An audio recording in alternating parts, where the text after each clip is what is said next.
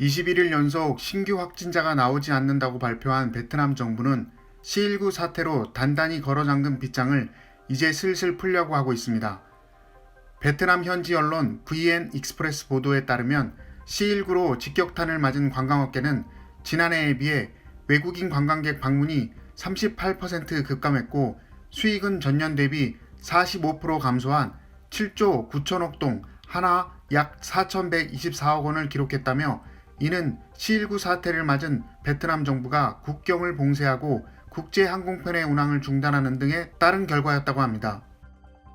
하지만 지난달 23일부터 사회적 거리두기 규제 완화로 점차 C19로부터 벗어나는 분위기가 전환되고 있으며 부족해진 관광 수요를 증진시키기 위해 국내 항공편을 늘리는 한편 베트남의 인기 여행지인 나짱, 뿌꾸옥, 다낭, 호이안은 관광객을 맞이할 준비를 했다고 밝혔습니다.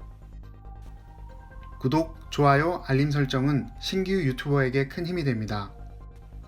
베트남은 중국과 국경을 마주하고 있기에 이번 C19의 직격탄을 맞을 가능성이 컸고 베트남의 의료 환경이 좋지 않은 상황이라 C19 사태 발생 초기에 국경을 신속히 차단한 것은 어찌 보면 현명한 판단이었다고 볼 수 있습니다.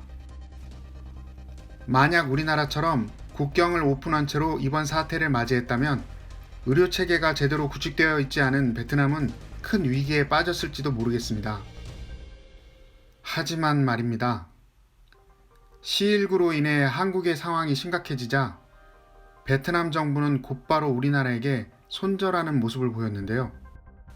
자국에 도착한 한국 국적기를 한마디 공지도 없이 되돌려 보냈고 다낭에 도착한 관광객들을 사전 양해도 없이 2주간 강제 격리하는 등 받아들이기 힘든 조치를 취했으며 사람의 생명이 위태로운 이런 상황에 베트남 네티즌들은 C19 사태를 희화하며 한국을 조롱했고 태극기를 바이러스와 합성해 국기를 모독하고 세계적으로 인정받고 있는 국내 진단키트를 깎아내리면서 뒤로는 지원을 요청하는 이상한 행태를 보였습니다.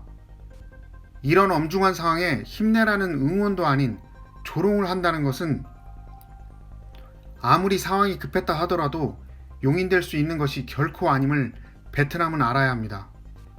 또한 잘못을 저지르고 사과 한마디 하지 않는 베트남 정부의 오만함은 옆나라 일본에서 많이 본 듯한 모습이라 우리에겐 새삼스럽지도 않지만 우리나라와 많은 일을 함께 해왔던 지난 과정을 볼 때 앞으로 우리나라와 기업, 국민들의 행보에 귀추가 주목되는 부분입니다.